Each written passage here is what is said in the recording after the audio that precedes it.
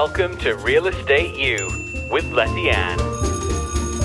Really grateful and honored to have Jason Hartman on our show today. Jason is one of the top real estate investors in the country. He may not agree, but there are several of us who do agree. And welcome, Jason.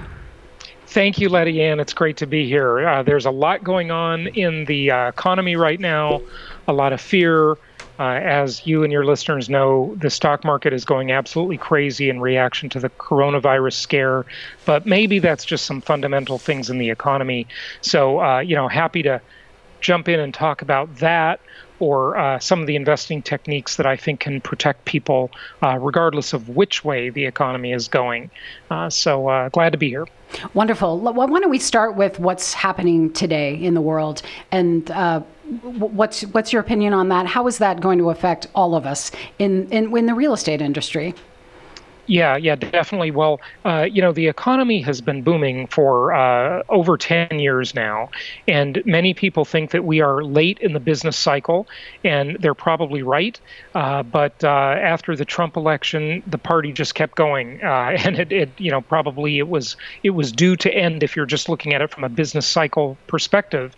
But now, the markets have really started reacting. And when I say the markets, I'm talking about the stock market, because it's got, there's a lot quicker reaction. So it's a much faster barometer to see what people are thinking out there, what they're concerned about, and so forth.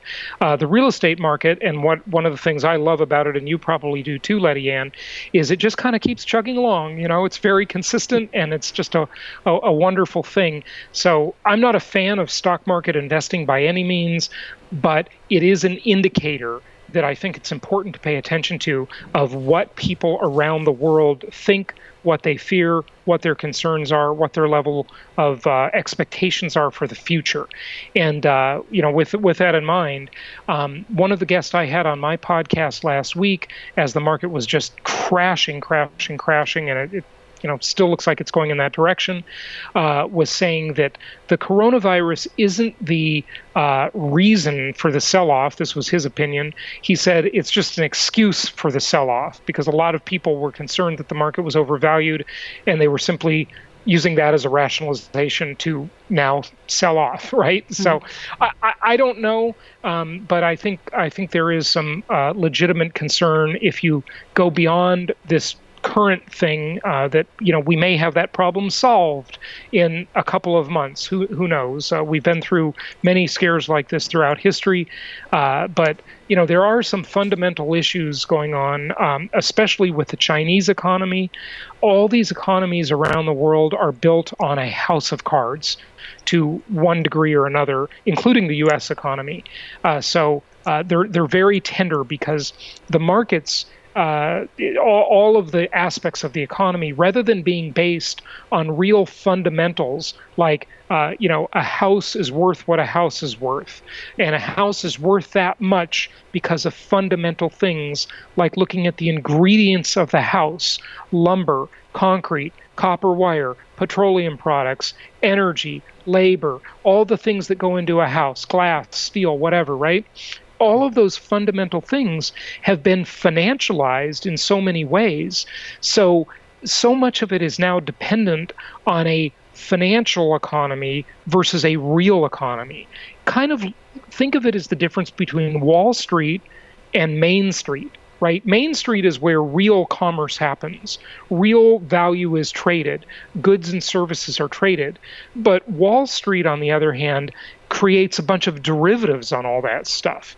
And all of those things, those derivatives, and we've all heard that term before, my super simplistic definition to that, Lettiann, is a derivative is nothing more than a thing about a thing. Okay. Yeah, exactly. It's a very sophisticated I like definition. your definition. Yeah, it's the thing about the thing. And when you have so many things about the things, about the things, about the things, about the things, everything is so far removed from reality. That's the world we're living in. And it's not just the U.S. economy, it's every economy. It's just absolute craziness. And, a little over 10 years ago, when we were in the Great Recession, we saw that. We didn't know the kinds of games these jokesters on Wall Street were playing, and how it wrecked the world economy. I mean, the country of Iceland, a country, went bankrupt. Imagine that, right? Right. And so there are definitely causes for concern. And what I say is, people need to be prudent. They need to be careful. They need to be conservative. And Lettiann, one of the things that is sort of counterintuitive when I say be conservative and be prudent with your money and with your investments is the idea of debt. And debt can be good or bad. I like to say debt is my favorite four-letter word. Okay, and debt can be good or bad. Okay, that's good to know. It can be good or bad. Yes, it can be good or bad. And the reason it's my favorite four-letter word because as a real estate investor, we can really make debt work for us and make it just an absolutely beautiful thing. So that's what we want to do. And I'll be happy to dive in and explain my idea on how you do that for your listeners. But, I don't know if there's something specific you want to cover, so I'll let you. This is exactly it. One of my questions to you would be, what's your forecast with what's going on today? What's the forecast look like, in your opinion, for 2020? But yeah. Go ahead. And I welcome your thoughts about, especially if we can turn this negative into a positive, like taking that debt, and how can we make good of it? How can we turn that into a positive? So I really would welcome hearing your thoughts on that. Sure. Well, the thing we have to understand first, I think, when we talk about real estate is that real estate is not a single concept. It's not a single soundbite. And so many people listening to or watching us right now might be thinking that, well, the real estate market, they hear these people go on TV and talk about the housing market, the real estate market. And in the United States, you have over 400 real estate markets, and they're all very different, but they can be categorized into three categories: linear markets, cyclical markets, and hybrid markets. So those act very differently, those three types of markets. And the danger is that people lump these things together. And if they lump these things together, they will get incorrect answers time and time again. So it's a very dangerous thing to do that. So what we want to do is we teach people to focus on linear real estate markets. These are the conservative, prudent markets where you can buy a property today that makes sense from day one. It makes sense the day you buy it. And how do you know if it makes sense the day you buy it? Well, you'll know by the rent to value ratio of that property. And we like to try and buy properties with our investors that rent for approximately 1% of the value every month. Okay, so 1% per month is simple, right? You can calculate that. It's a quick rule of thumb by saying, look, if the property is $150,000 and it rents somewhere around $1,500 a month, give or take, that's going to be a pretty good investment. Okay, most of the time. I've got one of those, Jason. So yeehaw. Sure. Yeah. Yeah. Good. Yeah. Actually, I have two of those. So I'm good. I'm loving this. Loving this talk. Excellent. Good for you. So, when we hear on the news about the real estate market, most people are talking about the real estate market in these high-flying cyclical markets that don't make any sense at all. Now, cyclical markets would be pretty much the entire west coast of the United States, from Seattle down to San Diego and everything in between, okay? Those are cyclical. The expensive northeastern markets, New York, Washington, D.C., Boston, those types of places. South Florida, where I live, but not quite where I live, it's south of me about 90 miles, but Miami would be a cyclical market.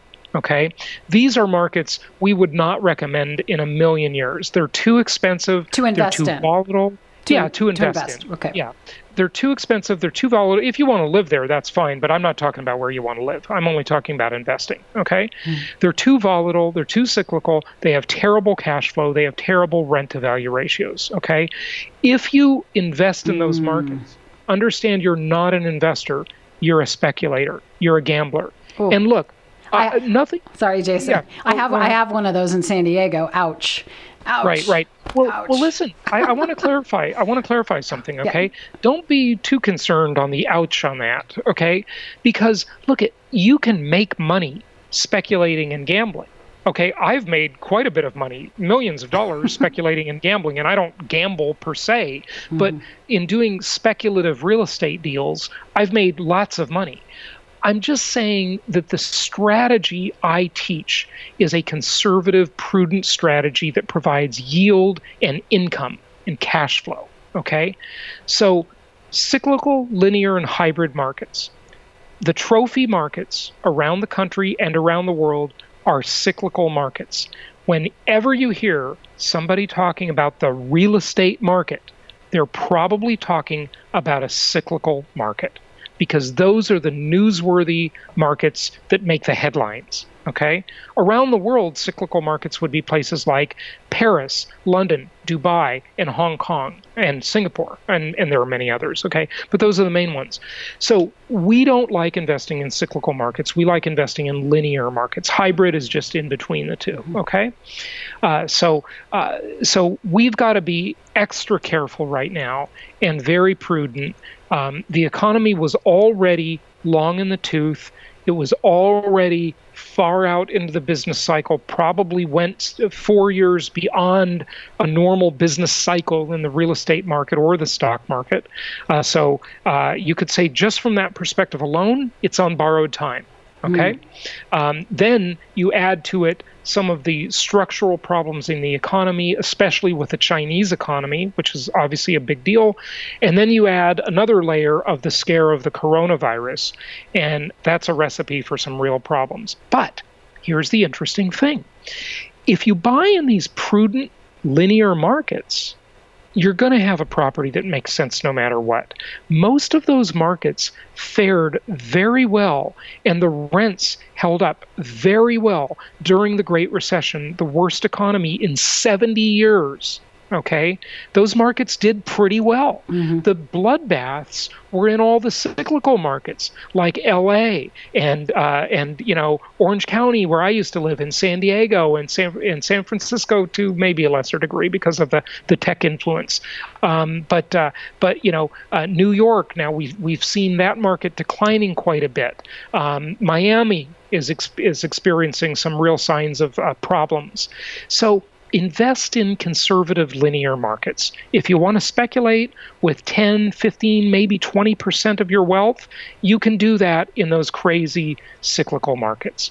But we're talking about investing today. So here's the interesting thing.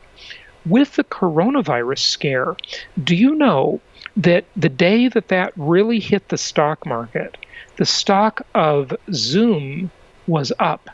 Okay, the companies that provide these virtual meeting opportunities like we're doing right now are doing pretty well because they cater to a way that you can communicate germ-free, okay? and it's a beautiful thing. So, yeah, it's interesting. And this is I can't even hug not you. A stock tip. I can't hug. I normally hug my guests. No, and you're not going to breathe on me or sneeze on me either.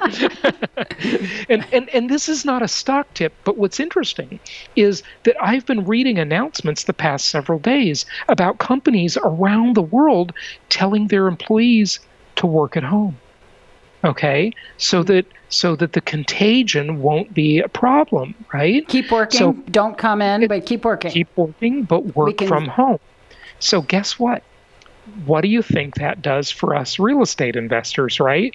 If there's more pressure to work from home, and certainly there's been a movement for a couple of decades, the work from home movement has certainly, millions of people work out of the house nowadays, and there's nothing wrong with it. There's no stigma to it.